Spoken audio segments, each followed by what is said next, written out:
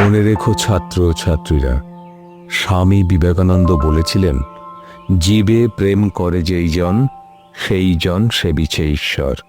অর্থাৎ বনের পশু পাখি থেকে পথের সাধারণ মানুষ, সবার প্রতি দয়া ও ভালোবাসাই হল প্রকৃত উপাসনা, পরোপকারী মানুষের শ্রেষ্ঠ ধর্ম।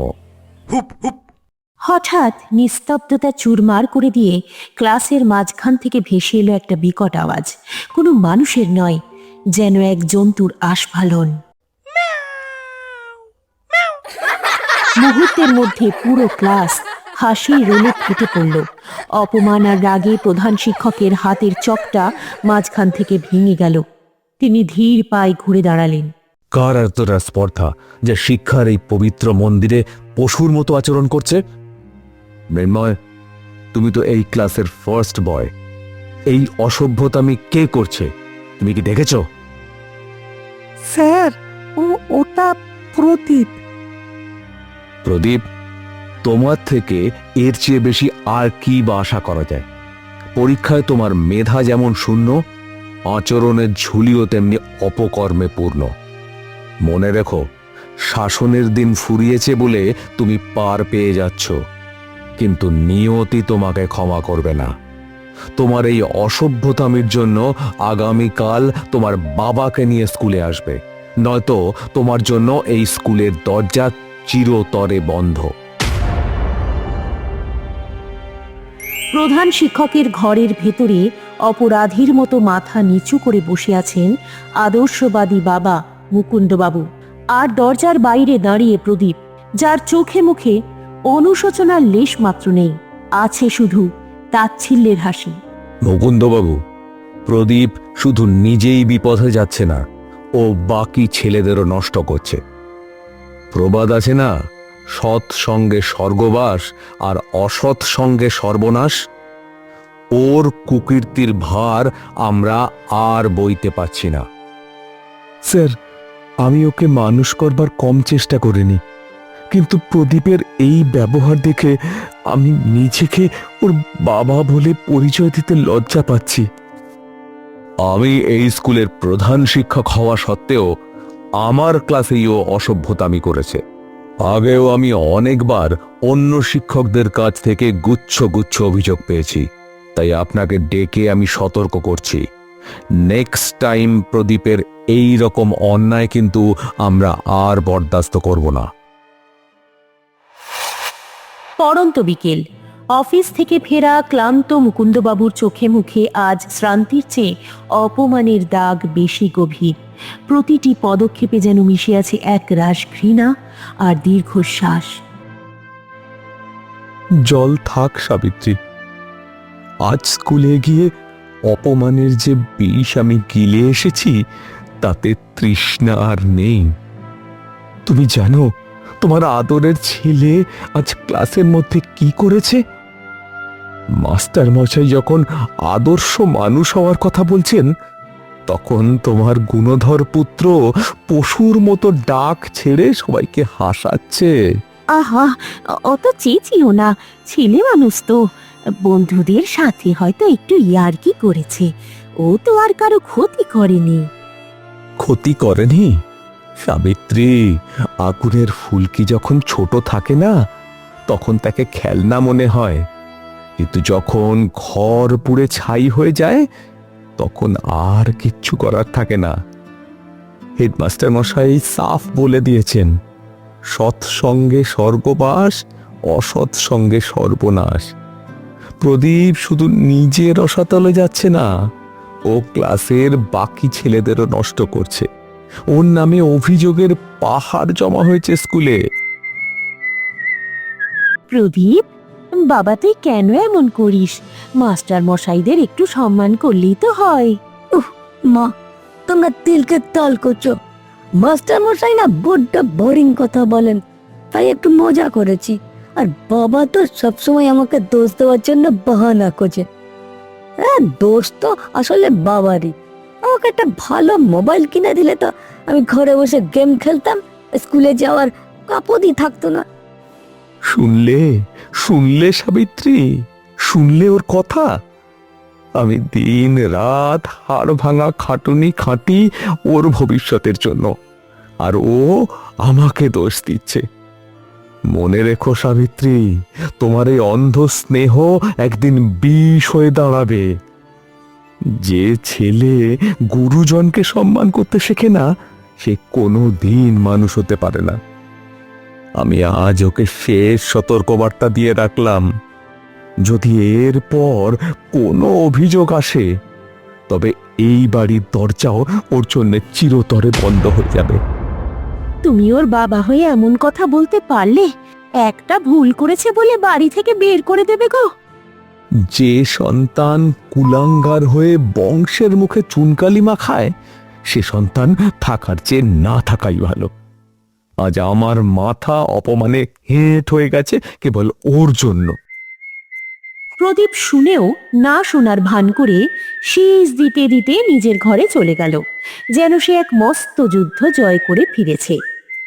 পেছনে ফেলে গেল একজোড়া ভিজে চোখ আর ভেঙে যাওয়া এক বাবার বুক ফাটা হাহাকার। সন্ধ্যার অন্ধকার নামার সাথে সাথে গ্রামের মোড়ের চায়ের দোকানে আড্ডা জমে উঠল। এক কোণে গুম হয়ে বসেছিল প্রদীপ।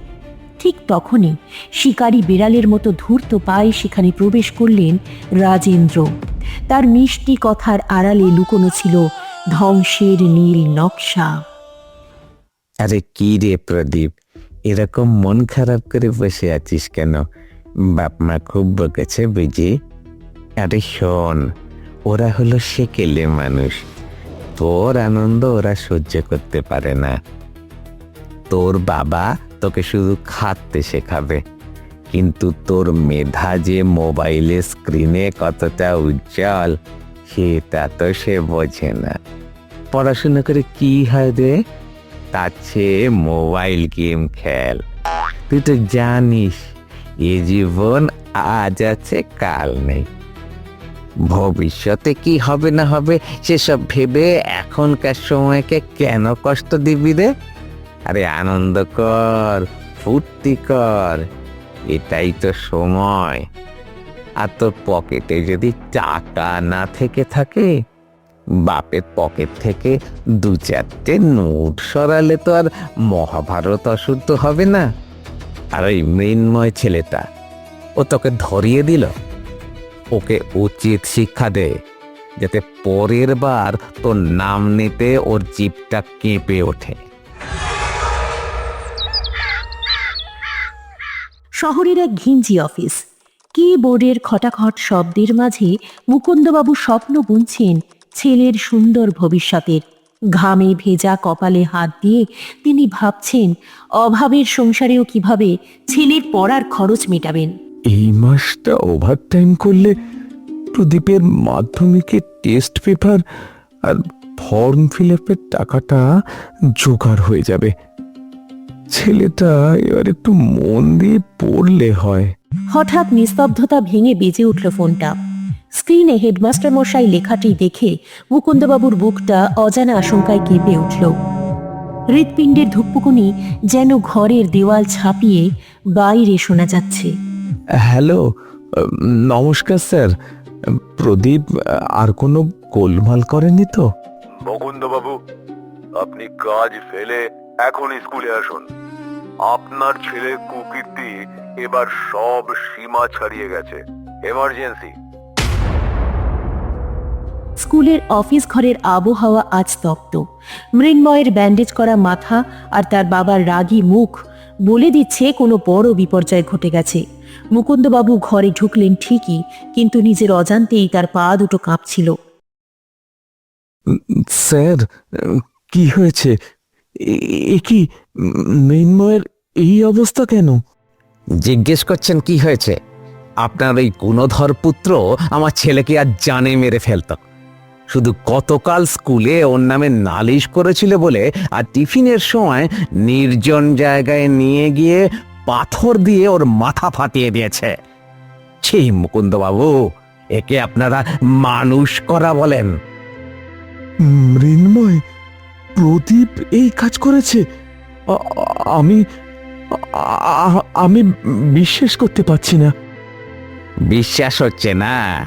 দেখুন নিজের চোখে, আপনার ছেলে একটা অসভ্য জানোয়ারে পরিণত হয়েছে। মেধাবী ছেলেদের রক্ত ঝরিয়ে ও কিসের বীরত্ব দেখাচ্ছে? আমি আজই পুলিশের কাছে যাব। আমার ছেলের ভবিষ্যৎ যদি নষ্ট হয়, আমি আপনাদের ছাড়বো না বলে দিলাম। শান্ত হন ধনঞ্জয়বাবু। মুকুন্দবাবু, আপনাকে আমি আগেই সতর্ক করেছিলাম, কিন্তু আপনি আপনার ছেলেকে শাসন করতে ব্যর্থ হয়েছেন। মাধ্যমিক পরীক্ষা দোরগোড়ায়, আর এই সময়ে প্রদীপ এই ধরনের জঘন্য অপরাধ করেছে। স্কুলে শৃঙ্খলা বজায় রাখা আমার প্রথম কাজ। তাই আমি সিদ্ধান্ত নিয়েছি প্রদীপকে এই স্কুল থেকে বহিষ্কার করা হবে। স্যার সামনে ওর মাধ্যমিক, এই সময় টিসি দিলে ওর গোটা জীবনটা অন্ধকার হয়ে যাবে স্যার। ধনঞ্জয়বাবু, আমি আপনার পায়ে ধরছি, চিকিৎসার সব খরচ আমি দেব। দরকার হয় আমার বাড়ি বন্ধক রাখবো। আপনি দয়া করে থানায় গিয়ে এফআইআরটা করবেন না। ও তো অবুঝ। আবুঝ? অক্ষণি হওয়ার ট্রেনিং নিচ্ছে। আপনার এই প্রশ্রয় ওকে আজ এই জায়গায় এনে দাঁড় করিয়েছে, বুঝলেন? যে ছেলে নিজের বন্ধুর মাথা ফাটায়, সে সমাজের কি কাজে লাগবে? হ্যাঁ, ওকে জেলের ঘানি টানানো উচিত। মুকুন্দবাবু, আপনার অনুরোধ রাখা এবার কিন্তু অসম্ভব। প্রদীপের এই অসভ্যতামি বাকি ছাত্রদের মনে ভয় সৃষ্টি করছে। আপনি এখনই ওর ট্রান্সফার সার্টিফিকেট নিয়ে চলে যান। আমাদের স্কুলে অপরাধীর কোনো জায়গা নেই। দয়া করুন স্যার, ওর জীবনটা নষ্ট হয়ে যাবে স্যার। ও সবার পায়ে ধরে ক্ষমা চাইবে। আরে দূর, আমি কারো পা ধরবো না। তোমরা সবাই মিলে আমাকে তাড়াতে চাও? বেশ, আমি চলে যাচ্ছি। যখন প্রধান শিক্ষকের বহিষ্কারের ফর্মে সই করতে যাচ্ছিলেন তিনি, তখন এককালের আত্মবিশ্বাসী মুকুন্দবাবু হঠাৎ ভেঙে চুরমার হয়ে গেলেন। সমাজের সব লোকলজ্জা বিসর্জন দিয়ে তিনি ধপ করে বসে পড়লেন মেঝেতে। স্যার, দোয়াই আপনাদের, সইটা করবেন না স্যার। আমি জানি প্রদীপ যা করেছে তা ক্ষমার অযোগ্য, কিন্তু ওর এই অন্ধকার ভবিষ্যৎ আমি বাবা হয়ে মেনে নিতে পারছি না স্যার। সামনেই ওর মাধ্যমিক, এই সময় স্কুল থেকে বের করে দিলে ওর গোটা জীবনটা অন্ধকারে ডুবে যাবে। মুকুন্দবাবু, আপনি কি করছেন? ছি, আপনি সম্মানীয় মানুষ। আপনার এই অবস্থা দেখে আমাদেরও খারাপ লাগছে, কিন্তু আমার ছেলেটার কি দোষ ছিল বলুন তো? দেখুন ও যন্ত্রণায় কাতরাচ্ছে। ধনঞ্জয়বাবু, আপনিও বাবা, আমিও বাবা। সন্তানের কুলাঙ্গার হওয়ার জ্বালা যে কত বড়, আমি আজ তা হাড়ে হাড়ে টের পাচ্ছি। মৃন্ময়ও আমার ছেলের মতো। ওর চিকিৎসার সমস্ত খরচ আমি বহন করব। আপনারা প্রদীপকে একটা শেষ সুযোগ দিন। আমি কথা দিচ্ছি, প্রদীপ এসে সবার পা ধরে ক্ষমা চাইবে। ও আর কোনোদিনও এমন কাজ করবে না। মুকুন্দবাবুর এই চরম অসহায়ত্ব দেখে অফিসের পরিবেশটা হঠাৎ ভারী হয়ে উঠল। প্রধান শিক্ষক কলমটা নামিয়ে রাখলেন। ধনঞ্জয়বাবু একটু নরম হলেন। মুকুন্দবাবু, আপনি একজন আদর্শ বাবা। আপনার এই কান্না আমাদের বাধ্য করছে নতুন করে ভাবতে। শুধুমাত্র আপনার চোখের জল এবং প্রদীপের সামনের মাধ্যমিক পরীক্ষার কথা বিবেচনা করে আমি এই টিসির সিদ্ধান্ত আপাতত স্থগিত রাখছি। ঠিক আছে মুকুন্দবাবু, আপনার মুখের দিকে তাকিয়ে আমি পুলিশ কেস করছি না। তবে মনে রাখবেন, এটা প্রদীপের জন্য নয়, আপনার সম্মানের জন্য করছি। তবে প্রদীপকে কোনো শাস্তি দেব না এমনটা কিন্তু ভাববেন না। আমি ওকে আজ থেকে 7 দিনের জন্য স্কুল থেকে সাসপেন্ড করলাম। এই 7 দিন ও স্কুলের ত্রিসীমানায় ঢুকতে পারবে না। এই সময়টা ওকে বাড়িতে রেখে দেখুন ওর মধ্যে কোনো অনুশোচনা আসে কিনা। তবে একটা কথা কান খুলে শুনে রাখুন, ভবিষ্যতে ওর নামে আর একটা অভিযোগ এলে সেদিন আপনাদের কোনো অনুরোধই আর কাজ করবে না। সেদিন ওকে স্কুল থেকে বিদায় নিতেই হবে। ধন্যবাদ স্যার, অনেক ধন্যবাদ। আপনাদের ঋণ আমি কোনোদিন শোধ করতে পারবো না। আমি কথা দিচ্ছি ওকে শোধরানোর আপ্রাণ চেষ্টা করব আমি।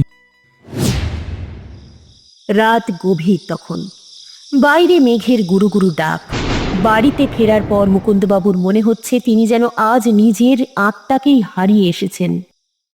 সাবিত্রী, আজ আমি আমার বাবার দেওয়া শিক্ষা আর আমার সারা জীবনের তিলে তিলে তৈরি করা সম্মান সব ওই অফিসের মেঝেতে বিসর্জন দিয়ে এসেছি। তোমার ছেলের অসভ্যতামির জন্য আজ আমাকে এই মাঝ বয়সে এসে ওনাদের পা ধরতে হলো। তুমি কি বুঝতে পারছো আমরা কি ধরনের কাল সাপ পুষছি? আমি তো সবই বুঝতে পারছি, কিন্তু তুমি এমন ভাবে বলছো যেন ও কোনো বড় অপরাধ করে ফেলেছে। বন্ধুদের মধ্যে একটু আধটু মারপিট তো হয়। একটু আধটু মারপিট? ও একটা মেধাবী ছেলের মাথা পাথর দিয়ে ফাটিয়ে দিয়েছে। ও খুনি হওয়ার পথে এক পা বাড়িয়ে দিয়েছে সাবিত্রী। আর তুমি এখনো বলছো ও কিচ্ছু করেনি। তোমার এই ছোট ছোট ভুল ক্ষমা করার অভ্যেসটাই না আজ ওকে নরকের পথে ঠেলে দিয়েছে। আজ আমার মনে হচ্ছে এর চেয়ে আমাদের কোনো সন্তান না থাকাই ভালো ছিল। তুমি কি বলছো? নিজের ছেলের মৃত্যু কামনা করছো? ও তো একটা বাচ্চা ছেলে। বাচ্চা নয় সাবিত্রী, ও এখন একটা বকে যাওয়া অসভ্য ছেলে। সমাজ ওকে ঘৃণা করছে, ও স্কুল ওকে থুতু দিচ্ছে, আর তুমি ওকে আগলে রেখে ওর অধঃপতন নিশ্চিত করছো। এই ছেলে কোনো দিন আমাদের চিতা পোড়াবে না, বরং ও আমাদের জ্যান্ত কবর দিচ্ছে। ঠিক এই সময় প্রদীপ একটা লম্বা হাই তুলল এবং খুব শান্তভাবে ঘরের মাঝখানে এসে দাঁড়ালো। তার চোখে মুখে কোনো অনুশোচনা নেই, বরং এক ধরনের বিজয়ীর হাসি। বাবা, তোমরা কি সারা রাত এরকম নাটক করবে? আরে আমি তো বেশ খুশি, 7 দিনের ছুটি পেয়েছি। তা স্কুলের ওই মাস্টারদের ঘ্যান ঘ্যান আর শুনতে হবে না। কি আনন্দ! 7 দিন শুধু ঘুম আর গেম খেলা। তো লজ্জা করছে না প্রদীপ? তোর জন্য আমার মাথা কাটা গেল আর তুই ছুটির আনন্দ করছিস? হ্যাঁ, কেন লজ্জা করবে? মৃন্ময় আমার বিরুদ্ধে নালিশ করেছিল, তাই ওকে পিটিয়েছি। আমার বিরুদ্ধে কেউ কথা বললে না, আমি তাকে ছাড়বো না। আর তোমরা আমাকে দিয়েছোটা কি যে এত জ্ঞান দিচ্ছ? দামি মোবাইল চাইলে দাও না, একটু হাত খরচ চাইলে বক বক করো। অনেক রাত হলো, আমি এখন ঘুমাতে চললাম। কাল সকাল 10টার আগে আমাকে কিন্তু কেউ ডাকবে না। তোমরা সারা রাত ঝগড়া করো, আমি চললাম। আমার 7 দিনের ছুটি এনজয় করতে আমি চললাম। প্রদীপ শীষ দিতে দিতে নিজের ঘরে চলে যায়। মুকুন্দবাবু পাথরের মতো দাঁড়িয়ে থাকেন। সাবিত্রী দেবী মাটির দিকে তাকিয়ে ফুঁপিয়ে কাঁদছেন। বাইরে বজ্রবিদ্যুতের মতো গর্জন শোনা যাচ্ছে, যেন প্রকৃতির এক অভিশাপ নেমে আসছে এই পরিবারে। হে অন্তর্যামী, তুমি তো সবই জানো। আমি মা হয়ে আজ বড় অসহায়। আমার কোলের সন্তানকে আমি চিনতে পারছি না। এ কোন অভিশাপে আমার সোনার চাঁদ ছেলেটা এমন পাথর হয়ে গেল? তোর মনে কি একটুও দয়া মায়া অবশিষ্ট নেই আর? হে ঈশ্বর, আমার প্রদীপের ভেতরের এই অন্ধকার তুমি দূর করে দাও। ওকে একটু সুবুদ্ধি দাও, ও যেন বুঝতে পারে ওর বাবা কতটা কষ্ট করে ওকে মানুষ করার চেষ্টা করছে। আমি তো মা, আমি তো ওকে ত্যাগ করতে পারি না, কিন্তু ওর এই অসভ্যতামি আজ আমাদের সংসারটাকে শ্মশান করে দিচ্ছে। হে ঈশ্বর! এত কেঁদে কিছু লাভ নেই সাবিত্রী। ছোটবেলা থেকে আদর দিয়ে না এই ভবিষ্যৎ তুমি অন্ধকার করে দিয়েছো। আমি ওর ভবিষ্যৎ অন্ধকার করে দিয়েছি? তুমি এ কথা বলতে পারলে? হ্যাঁ, তুমি দায়ী। প্রদীপ বিরক্ত হয়ে বালিশটা কানের উপর চেপে ধরল। এদের নাটক আর থামলো না। মা কাঁদছে, বাবা চিল্লাচ্ছে, একটু শান্তিতে ঘুমোতেও দেবে না। কাল থেকে 7 দিন আরাম করে গেম খেলবো ভেবেছিলাম, কিন্তু এই চিৎকারে তো মাথায় ধরে গেল। অনেকদিন পর 7 দিন ছুটি পেয়েছি। এই 7 দিন আমি রাজত্ব করব। কোনো মাস্টার নেই, কোনো পড়া নেই। ধীরে ধীরে বাইরের কান্নার শব্দগুলো তার কানে আবছা হয়ে আসতে লাগলো। তার চোখ বুজে এলো। ঝগড়ার গুঞ্জন শুনতে শুনতে সে গভীর এক রহস্যময় ঘুমের দেশে তলিয়ে গেল। গভীর রাত কাটিয়ে পূর্বে সূর্য ঝলমল করে উঠল, কিন্তু প্রদীপের ঘর একদম থমথমে।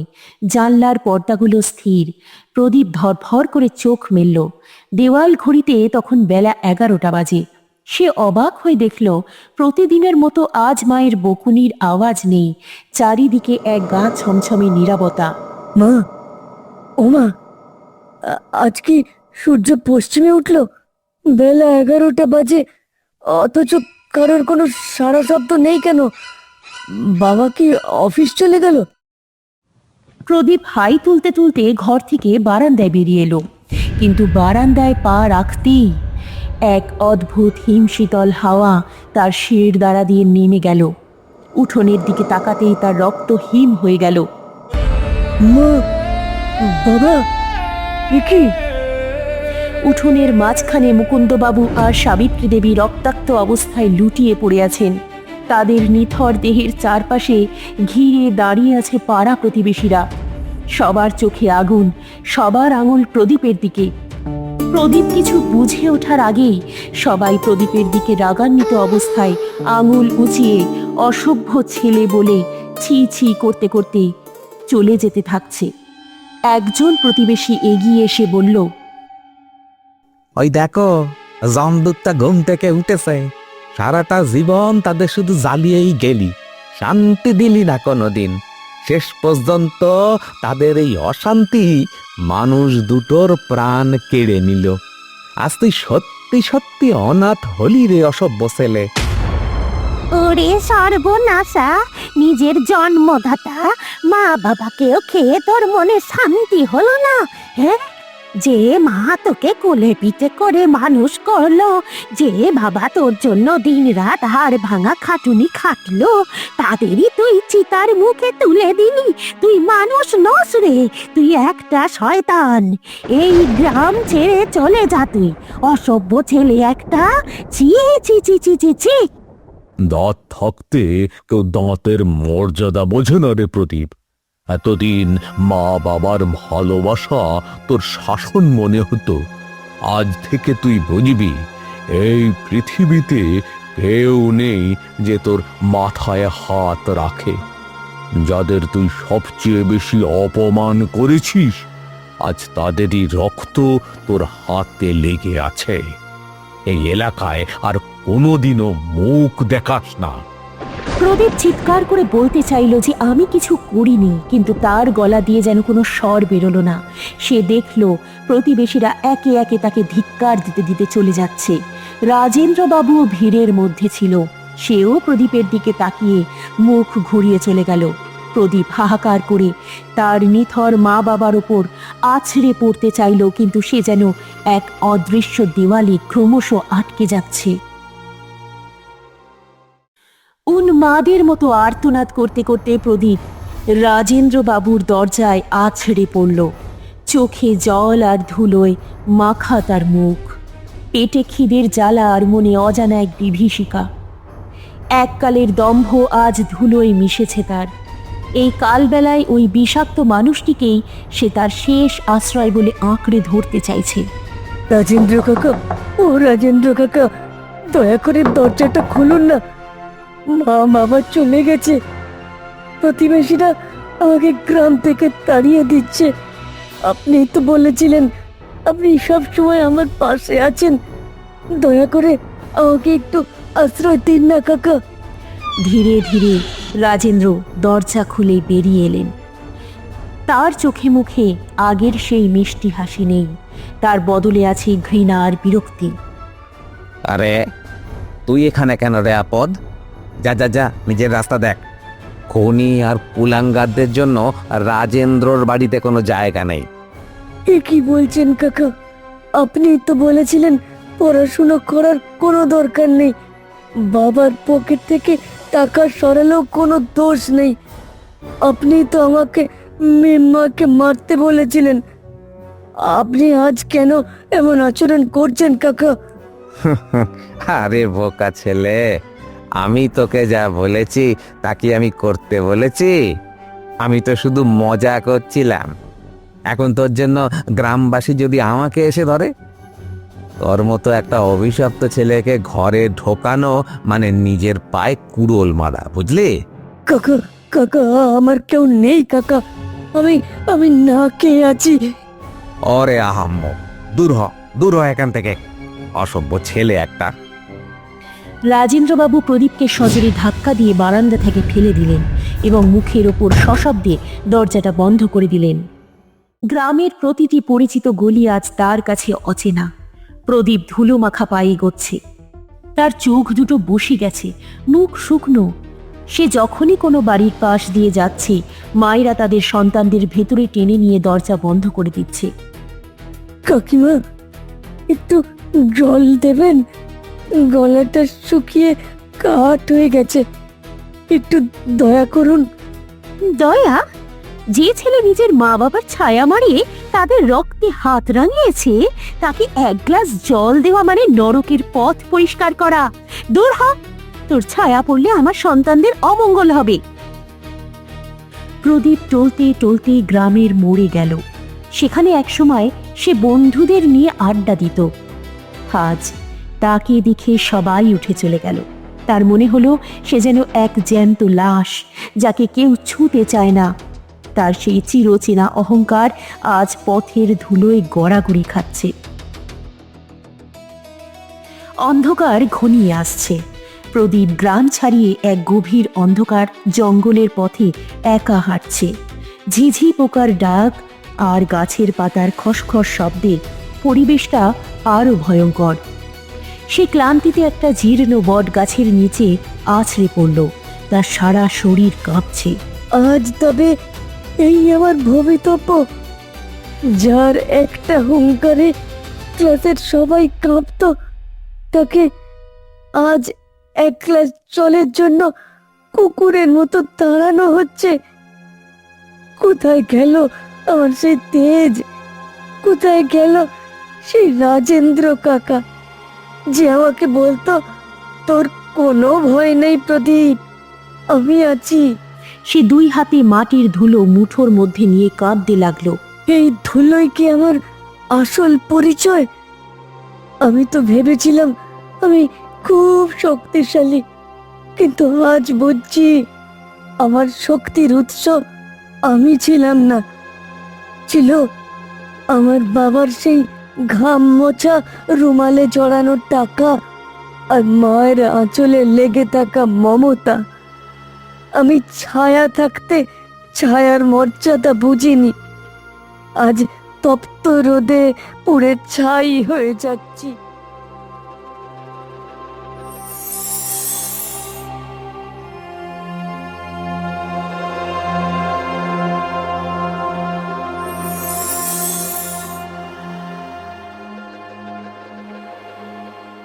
প্রদীপের ঝাপসা চোখে স্মৃতিগুলো ভেসে উঠতেই সে হাহাকার করে কাঁদতে লাগলো।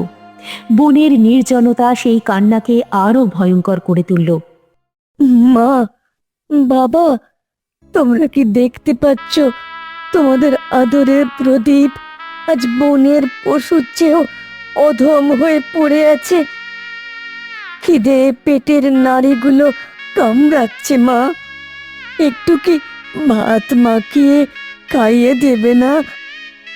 বাবা, একবার শুধু অসভ্য ছেলে বলে গালি দাও, আমি কথা দিচ্ছি আর কোনো প্রতিবাদ করব না বাবা।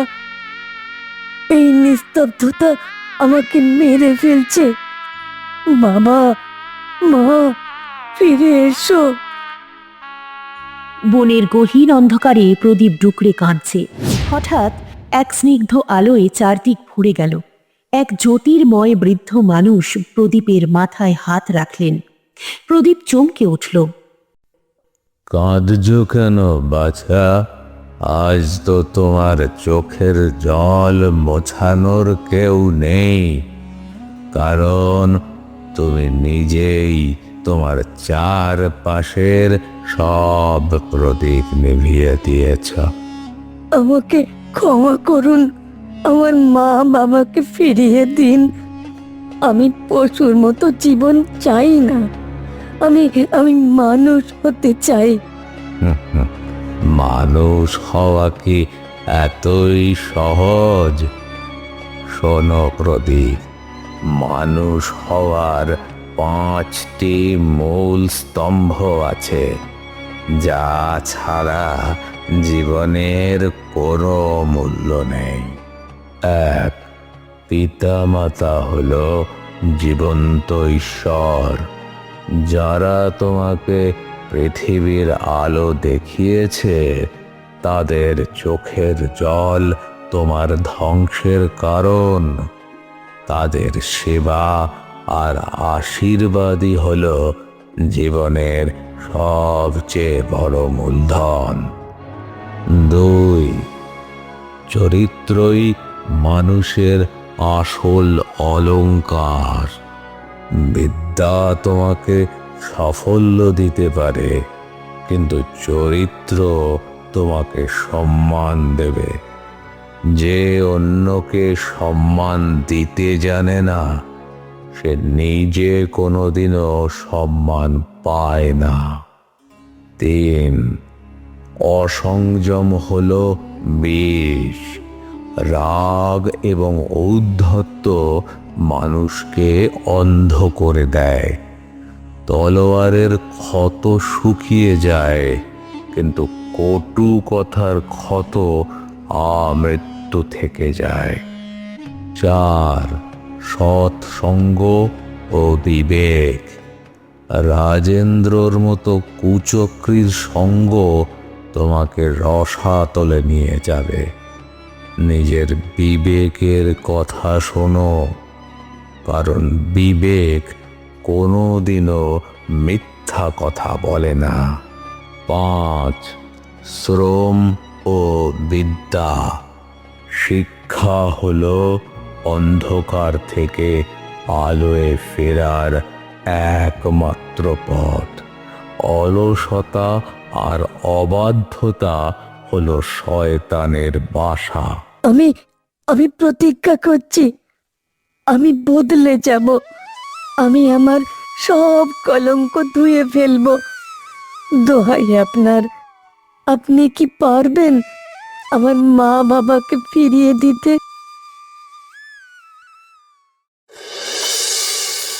হঠাৎ সবকিছু অন্ধকার হয়ে গেল। প্রদীপ চিৎকার করে উঠল, মা, বাবা, ফিরে এসো। হঠাৎ তার তন্দ্রা ভাঙল।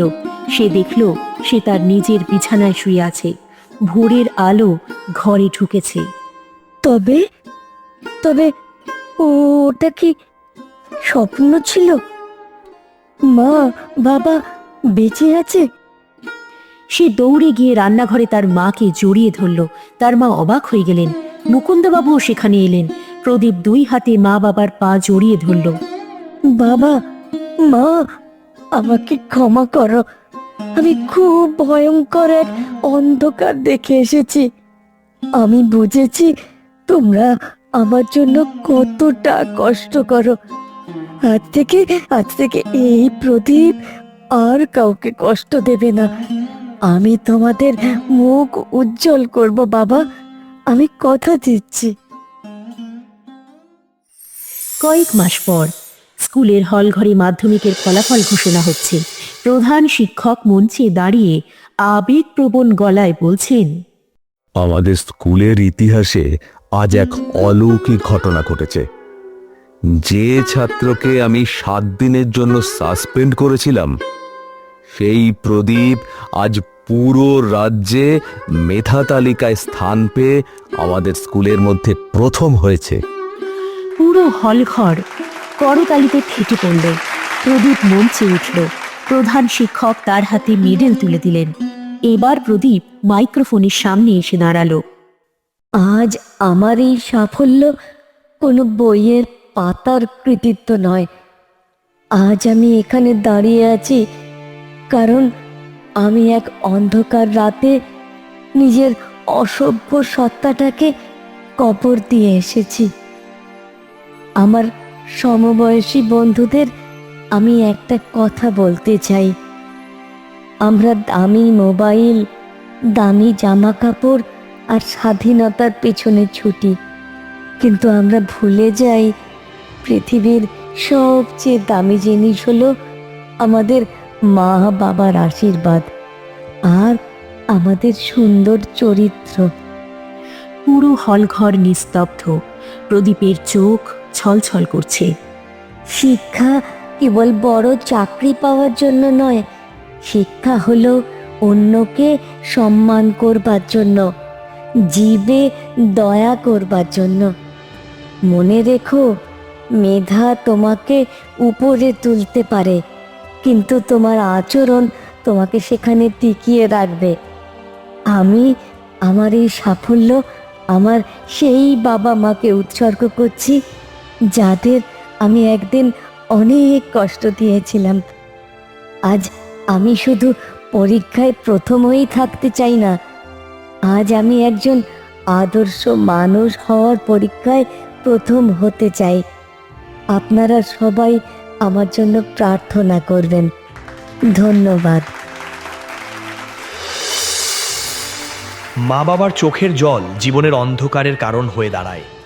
তাদের ভালোবাসা ও আশীর্বাদই হলো পৃথিবীর সবচেয়ে দামি সম্পদ, যা আমরা অনেক সময় হারিয়ে ফেলার পর উপলব্ধি করি। কুচক্রী সঙ্গ মানুষকে ধ্বংসের পথে নিয়ে যায়, তাই সর্বদা নিজের বিবেক এবং আদর্শের পথে চলা উচিত। আজকের এই গল্পটি যদি আপনাদের ভালো লেগে থাকে এবং আপনিও যদি মনে করেন চরিত্রই মানুষের আসল অলংকার, তবে ভিডিওটি লাইক এবং শেয়ার করুন। এই ধরনের আরও শিক্ষামূলক এবং অনুপ্রেরণামূলক ভিডিও পেতে আমাদের চ্যানেলটি সাবস্ক্রাইব করে আমাদের পাশেই থাকুন। ধন্যবাদ।